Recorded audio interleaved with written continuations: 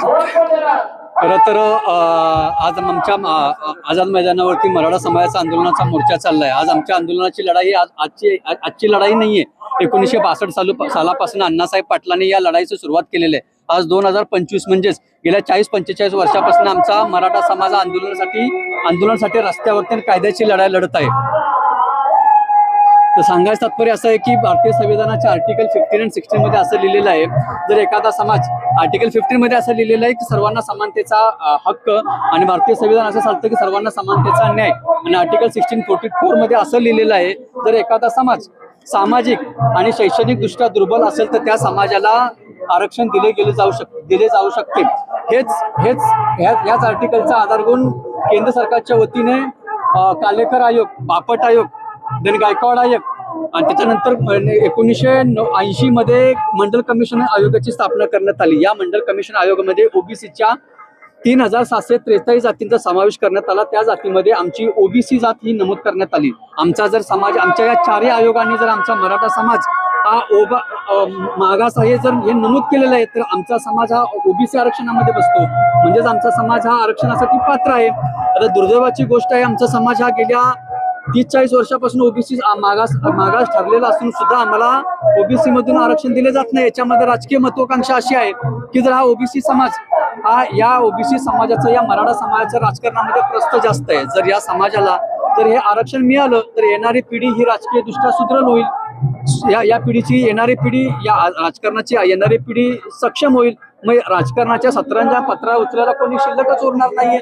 मग आजपर्यंत जे राजकारण्याने आमच्या समाजाला स्वतःसाठी आणि राजकारणासाठी जो उपयोग केला, जर हे आरक्षण जर आमच्या समाजाला मिळालं तर आमची येणारी पिढी शिकल, आणि यांच्या येणाऱ्या पिढीसाठी सतरंजा पत्रा उचलायला कोण राहणारच नाही। म्हणून आमच्या समाजाला आरक्षण दिलं जात नाही, हे याच्या मागे राजकीय षडयंत्र सुद्धा तितकंच आहे।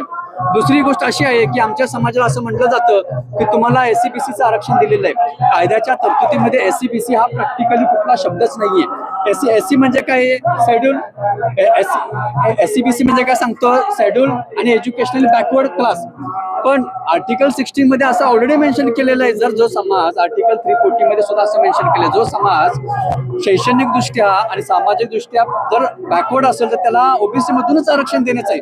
आणि आता राज्य सरकारच्या वतीनं एससीबीसीचा नवीन प्रकार चालू केलेला आहे, तो कायद्याच्या तरतुदी मान्यच होत नाही। कारण 1992 साली इंदिरा सानी वर्सेस युनियन ऑफ इंडियाचा जजमेंट असा आहे, जर तुम्ही आरक्षणाची 50% जर मर्यादा ओलांडली तर तुमचं आरक्षण सुप्रीम कोर्टामध्ये जजमेंट नुसार बसतच नाहीये। म्हणजे आमचा एससीबीसी मधून मिळालेलं आमचं आरक्षण हे सुप्रीम कोर्टामध्ये व्हॅलिडच होत नाहीये। मग आमचा परत तोच लढा पुन्हा आम्ही तोच करायचा का, ओबीसी आरक्षण मधून घेऊ का, एससीबीसी मधून आरक्षण घेऊ? कारण 1916 मध्ये आम्हाला एससीबीसी मधून 16% आरक्षण मिळालं होतं, 2018 मध्ये आम्हाला 10% आरक्षण मिळालं होतं, पण सुप्रीम कोर्टाने दोन्ही आमचे आरक्षण रद्दबातल केलेले आहे। पण आमच्या ओबीसी एससीबीसी आरक्षणाची मागणीच नाहीये। मनोजदादा जरांगे पाटलांच्या नेतृत्वामध्ये शिंदे समितीच्या वतीने आम्हाला महाराष्ट्रामध्ये 58 लाख नोंदी सापडलेल्या आहेत। म्हणजे आमचा समाज हा आता मागासी ठरलेला आहे, आणि आमच्या समाजाला 58 लाखाच्या नोंदी सापडलेल्या आहेत। याचा अर्थ आमचा समाज हा आता ओबीसी मध्येच बसतो। ओबीसी मध्ये बसतो म्हणजे आता आम्हाला कायद्यानुसार आता आरक्षण ओबीसी मधूनच मिळालं पाहिजे, मध्ये उतरलेलं आहे। या आम्ही खरं तर छत्रपती शिवाजी महाराज, संभाजी महाराजांचे विचारांचे पाईक आहेत। डॉक्टर बाबासाहेब आंबेडकर, शाहू फुले विचारांचे आम्ही पाईक आहेत। आमची इतर समाजाला कोणालाही विरोध नाहीये। ओबीसी समाज असो, एसटी असो, एनटी असो, हा गाववाड्यावरती आम्ही समाज एकत्र राहतो। आमच्या सुखादुःखामध्ये हा समाजही तितकाच सहकार्य देतो।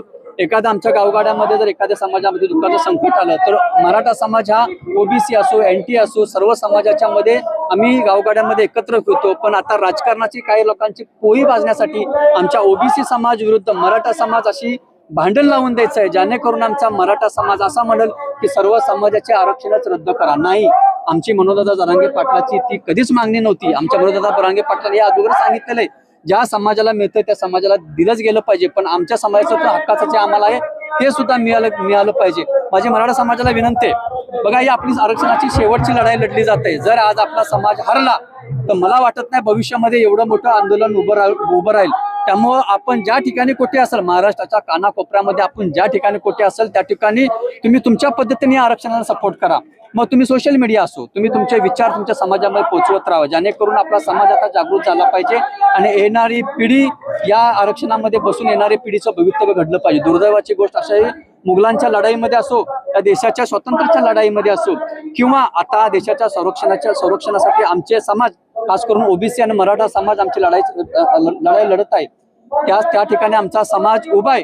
पण ज्या समाजाने या देशाला वाचवलं, देशाला घडवलं, तो समाजात रस्त्यावरती आंदोलनाची लढाई लढत आहे. केवढं मग दुर्दैव आमच्या समाजाचं म्हणावं लागेल.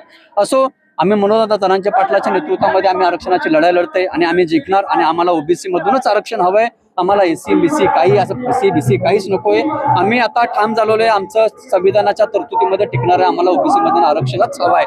असो, छत्रपती शिवाजी महाराज की जय, छत्रपती संभाजी महाराज की जय, एक मराठा लड़ेंगे जीतेंगे हम सब लड़ेंगे, लड़ेंगे जीतेंगे हम सब लड़ेंगे. आरक्षण आमच्या हक्काचं, नाही कुणाच्या बापाचं.